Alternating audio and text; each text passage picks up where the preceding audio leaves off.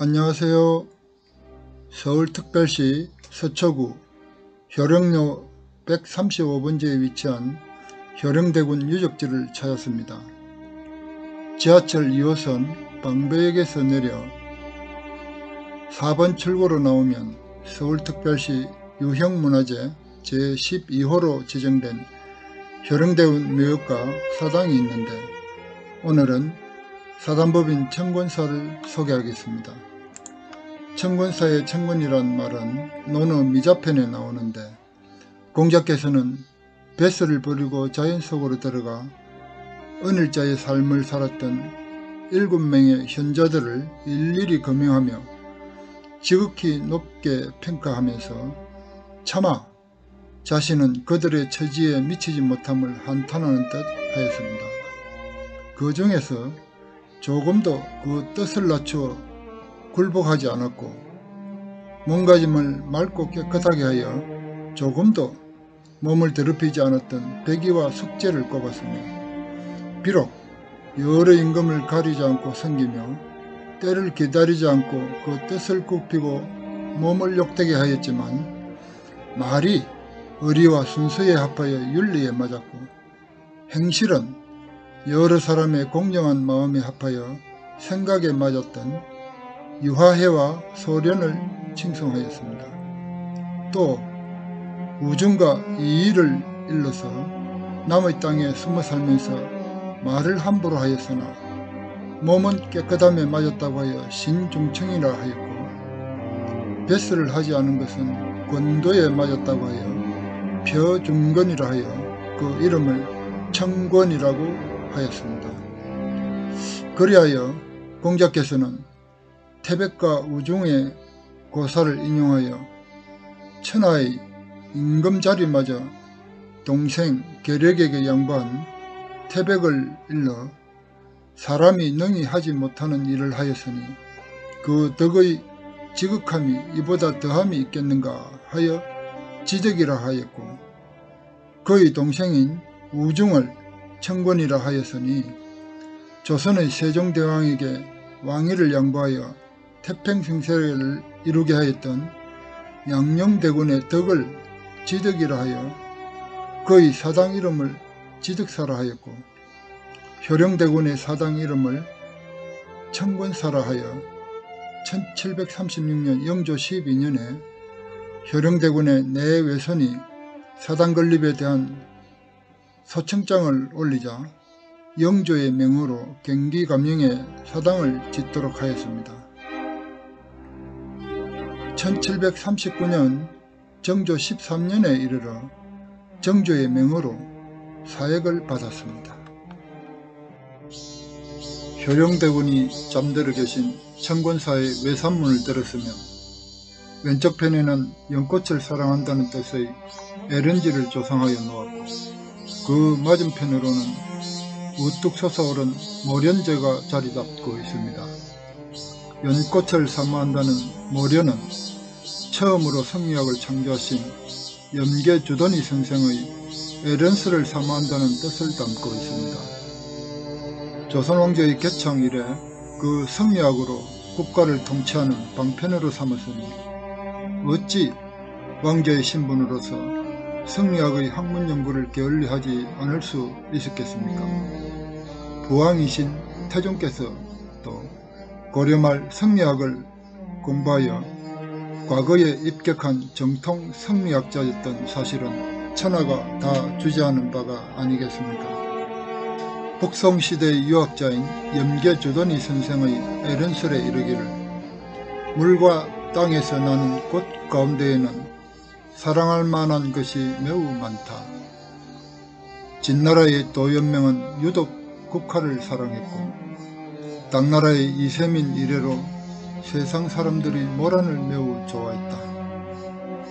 그러나 나는 유독 진흙 속에서 나왔으나 그 더러움에 물들지 않고, 맑고 출렁이는 물결에 씻겼으나 요염하지 않고, 속은 텅 비었지만 줄기는 곱게 자라며, 덩굴은 뻗지 않고 가지도 치지 아니하며, 향기는 멀수록 더욱 맑고 청아하며 꼿꼿하고 깨끗하게 서 있어서 멀리서 바라볼 수는 있으되 함부로 가지고 놀 수 없는 연꽃을 사랑한다.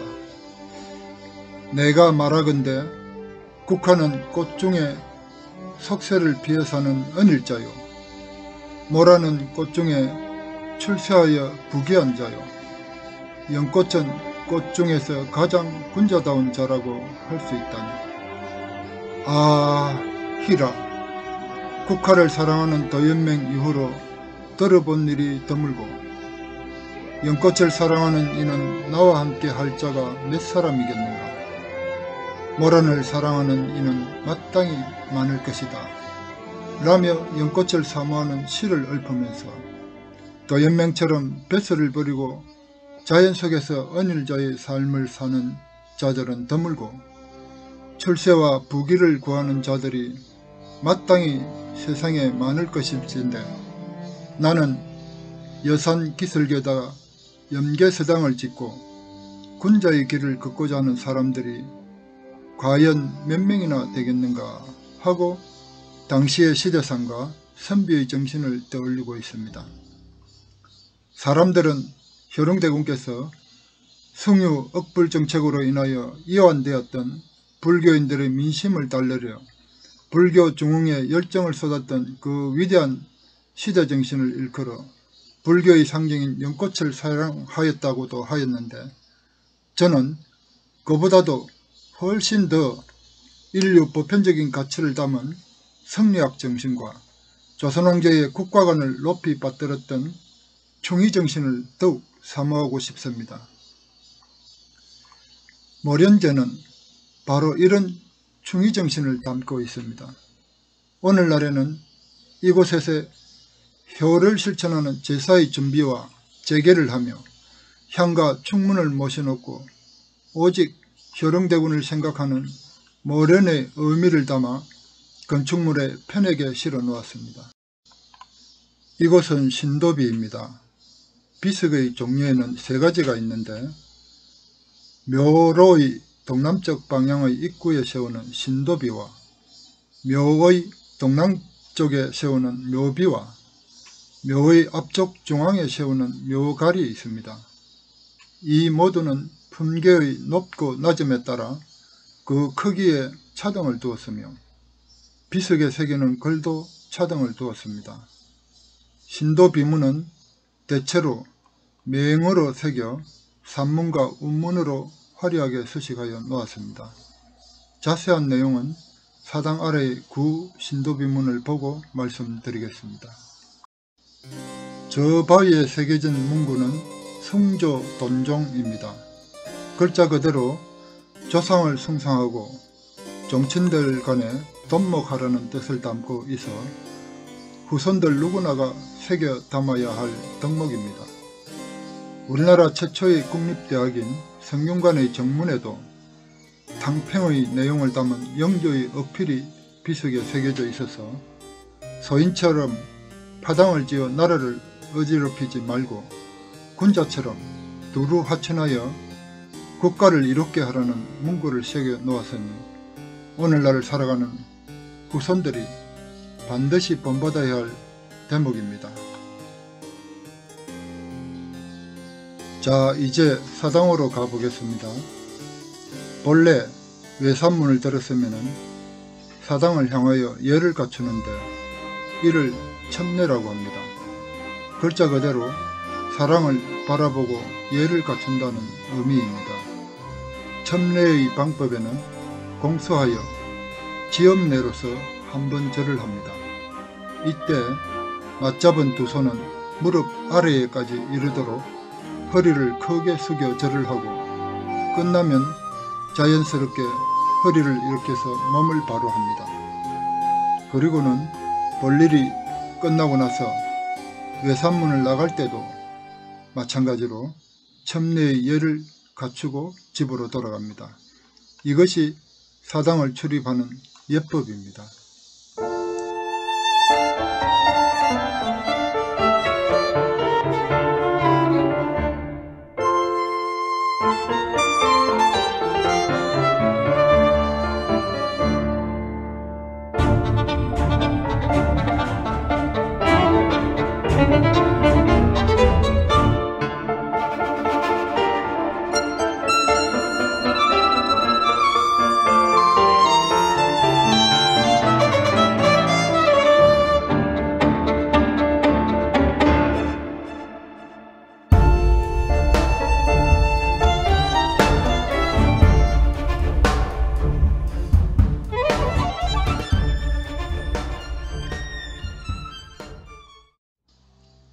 이제 사당의 내산문에 이르렀습니다.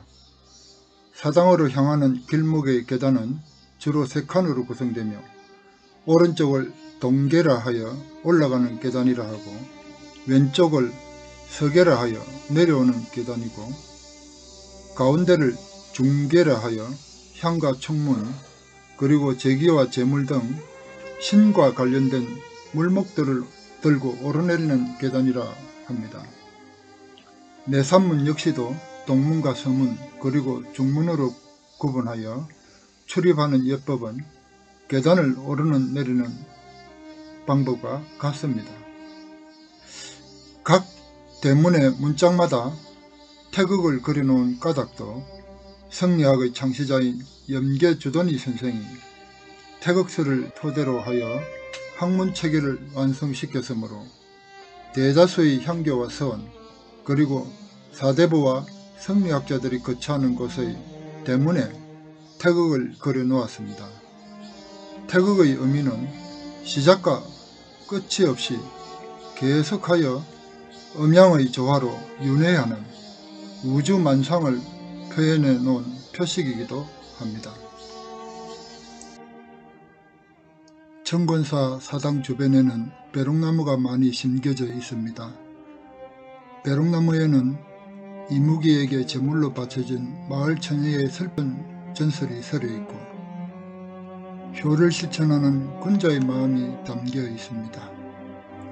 나무를 심은 주인이 죽으면 붉은 꽃잎의 색깔이 흰색으로 변하였다가 주인을 향한 효심을 다한 후 3년상이 끝나면 다시 본래대로의 붉은색으로 돌아온다는 이야기와 줄기의 껍질이 얇아서 마치 속이 훤히 다 들여다보이는 것처럼 투명한 선비의 정신을 닮았다 하여 선비나무라고도 합니다. 즉 군자나 선비의 마음이 겉다르고 속다르면 안된다는 교훈을 담고 있어 명문 사대부가에서는 조상들의 무덤 앞에 벼룩나무를 심어놓고 후손들에게 효를 실천하는 마음, 선과 인을 실천하는 마음을 기르고자 본보기로 심었다고 합니다. 이곳은 처음에 세웠던 신도비입니다. 1903년 대한제국 광무황제 7년에 종실 17대손으로 원임 홍문관 제학이었던 상보국 성록대부 완성군 이재환이 짓고 15대손인 가선대부 전임 국내부 특징관 이성우가 글을 쓰고 16대손 정헌대부 전행직 형조판서 완성군 이봉희가 전서를 썼습니다. 그리고 1902년 대한제국 광무황제 6년 10월에 18대손 사손이었던 통정대부 전행직 덕천군수 이강준이 이 비를 세웠습니다. 이 비문에 새기기를 효령대군의 휘는 기울보자요 자는 선석이니 초휘는 호이시다. 태종대왕의 제2남으로서 원경왕후에게서 1396년 태조 5년 9월에 탄광하셨다. 태어나면서부터 총민하시고 학문을 좋아하여 공부를 게을리하지 않았으며 어른이 되어 관례를 치룬 17세에 효령대군으로 봉작되셨다. 변계량이 자서를 지어서 오나문명한 자질로서 효제 충신한 행실을 돈독히 하시다 라고 했는데 이는 아첨한 말이 아니었다. 말을 타고 활쏘기를 잘해서 부왕이신 태종을 따라 평강에서 사냥하실 때 5살을 쏘아서 5마리를 잡으셨다. 부왕께서 일찍이 편치 않으시니 대군이 친히 탕약시중을 하여 게을리 아니하였고 양녕대군이 세자의 자리를 사양하니 효령대군 또한 자리를 물려주어 그 아름다운 자치를 감추셨다. 헤어진 배우가 파리한 말을 따라 자연 속에 의탁하였고 성품이 검약하시어 따로 초옥을 지어 거처하셨다. 또 1438년 세종 20년에 대군께서 무거운 병환을 앓으시다가 나으시니 세종대왕께서 칠림하시어 잔치를 베풀었는데 처음에 대군을 보시자 눈물을 흘리시어 옷깃을 적시시니 대군이 또한 흐느껴 함께 울었다. 술자리가 반쯤 되었을 때 임금께서 일어나셔서 춤을 추시니 여러 종친들도 번갈아 춤을 추었는데 당시 우애하는 덕이 많아 이와 같았다.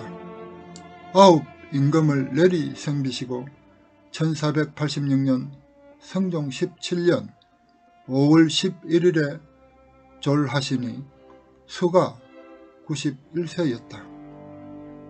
성종대왕께서 내시부 관원에게 호상하도록 명하시어 과천 동정리, 마장 등 괴자에 예장하였다.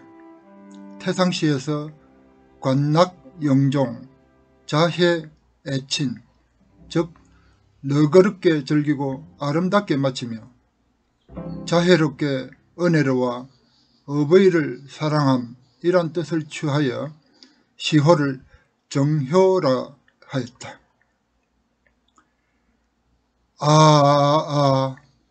이제 대군의 시대까지는 400여 년이다.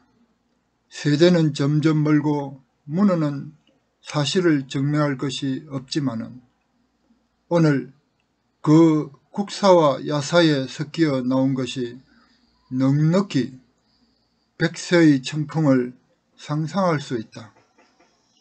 예전에 공을 말한 자는 우중과 비슷하다 하였고 또 이를 뒤집은 자는 이르기를 그 부모를 도피해서 몸을 1000만리 밖으로 숨기고 머리털과 살갗을 헐어 오랑캐로 되는 것과 병을 핑계하고 불법에 의탁해서 스스로 그 빛을 감추며 부모의 나라를 떠나지 않고 양국하는 뜻을 잃지 아니합니까? 그 어느 쪽이 낫겠는가?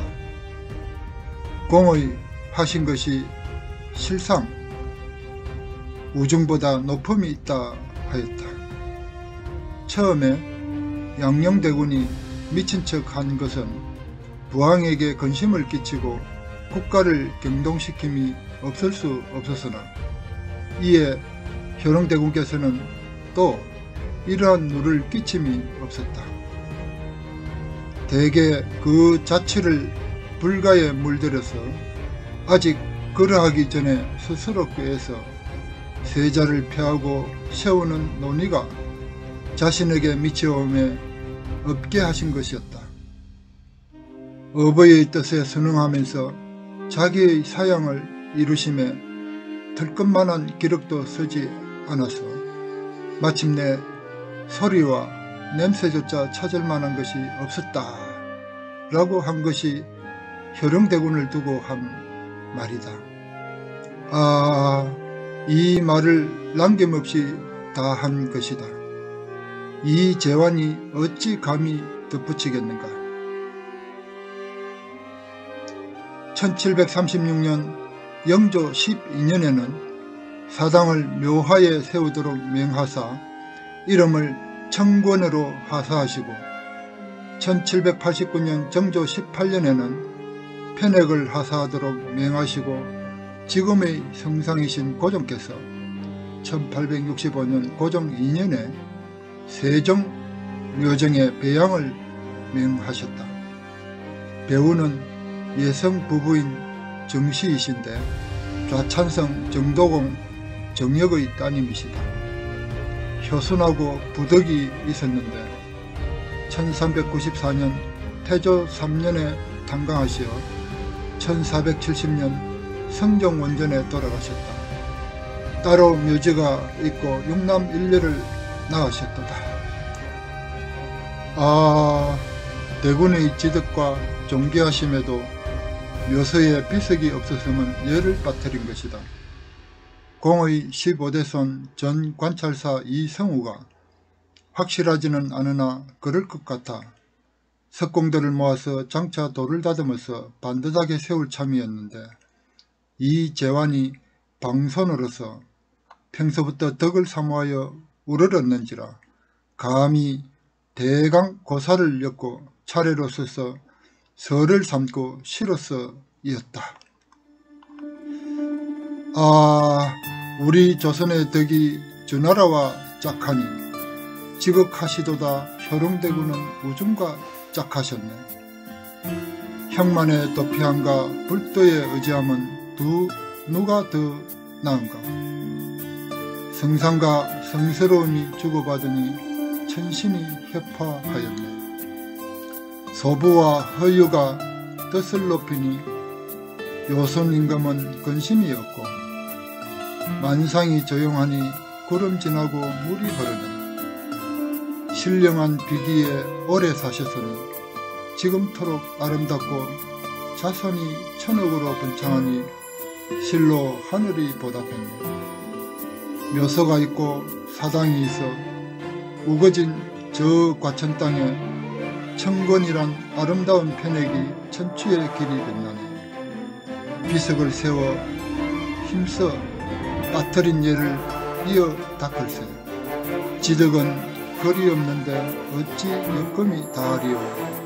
라고 시하놓았습니다. 이제 효령대군이 묘역으로 올라가 보겠습니다. 묘역으로 오르기 전에 영광단을 만나보게 되는데 영광은 효령대군의 호로서 지금의 청계천 5가의 방산시장과 굴려는 일대에 걸쳐서 예전에는 연못이 있었었는데 그 연못가에 사셨는지라 자신의 호로 삼았더랬습니다. 영광단 광장에는 전주시의 상징인 오얏나무 4그루가 자라고 있으며 그 옆으로 옛 모갈비를 모신 비각이 자리하고 있습니다.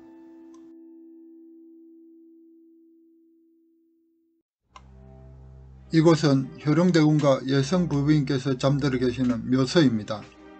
성물의 구성은 묘갈이기와 상석과 혼유석이 있고 그 앞에 향로석과 축석과 향석 앞으로 장명덕이 자리 잡고 있습니다.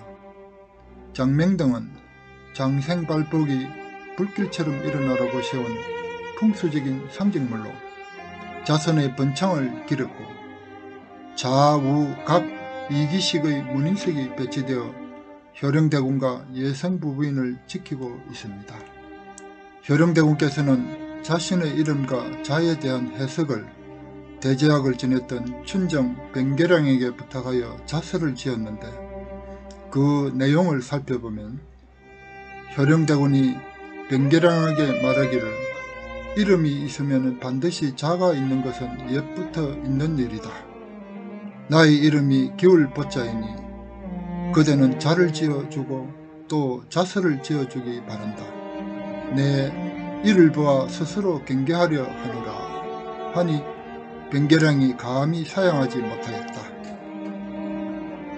변계량이 말하기를 일찍이 주에게 계사편을 보니 거기에 이르기를 허물을 깊기를 잘하는 자이로다 라고 하였고 시경의 대화편에 이르기를 임금에게 허물이 있으면 오직 중산부가 이를 기웠다 라고 하였으니 능히 자기의 허물을 기운 연 후에라야 능히 임금의 허물을 기울 것이니 그 순서는 물러날 수 없는 것이다. 청하건대 선수고로서 자를 하였으면 한다. 대개 선이라 하는 것은 하늘이 준 본연이며 사람이 고유한 바이요 밖에서 오는 것으로 말미암아 소멸되지 않는 것은 요임금, 순임금이나 평범한 사람이나 다름이 없다.